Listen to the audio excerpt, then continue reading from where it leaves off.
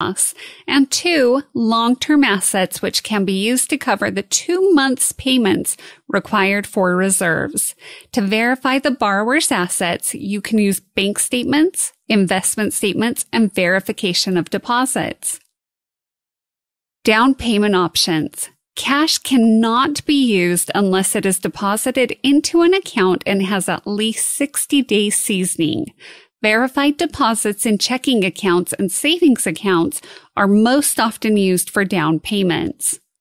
An additional down payment option would be a gift from a blood relative or significant other and a letter that shows no requirement for repayment. There are also down payment assistance programs that assist first-time home buyers. The assistance could come from city, county, or state programs. Income. There are 2 types of income, stable income and variable income. The income is verified with 1099s, W-2s, pay stubs, tax returns with a 4506T as required, and a verification of employment. 2-year history is required to provide continuity of income. Non-taxable income can be grossed up by 25%. An example of non-taxable income would be Social Security benefits.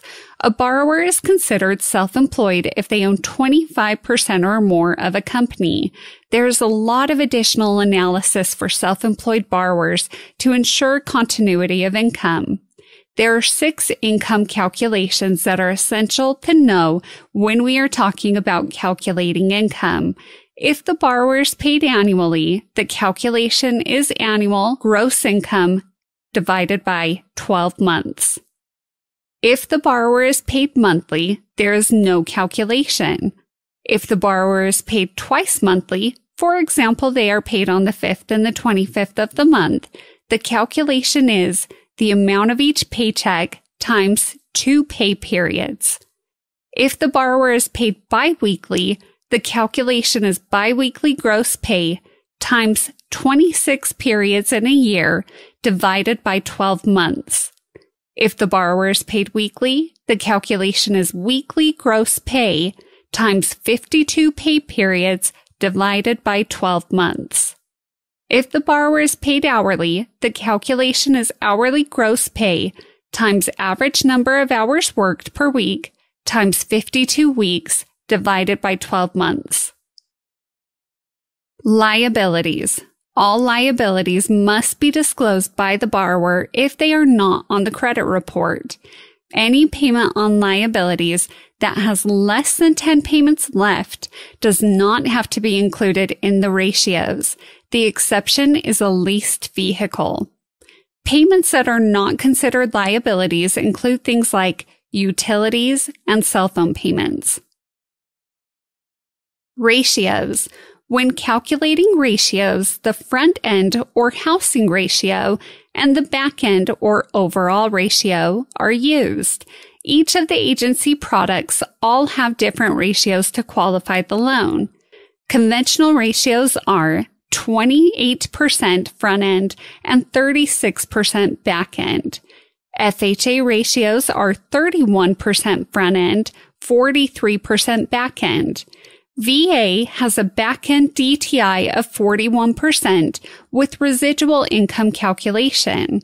USDA ratios are 29% front-end, 41% back-end. Loan-to-value. Loan-to-value is considered a qualifying ratio. The maximum LTV, or loan-to-value, on the programs we discussed are conventional, 97%, or a 3% down payment. FHA, 96.5% with a 3.5% down payment. VA, 100%, no down payment is required. And USDA, 100% with no down payment required. Credit report. The credit report that is pulled for underwriting a loan is called the tri-merge, the merging of the 3 credit agencies. Experian, TransUnion, and Equifax. The underwriter will use the middle credit score when underwriting. Credit scores range from 300 to 850.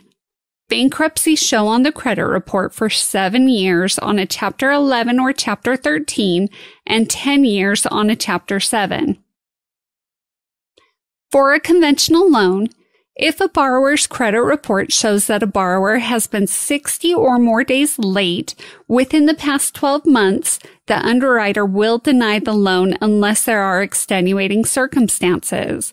Also, for a conventional loan, a borrower is prohibited from obtaining a loan if they have had a foreclosure reported on their credit within the previous 7 years.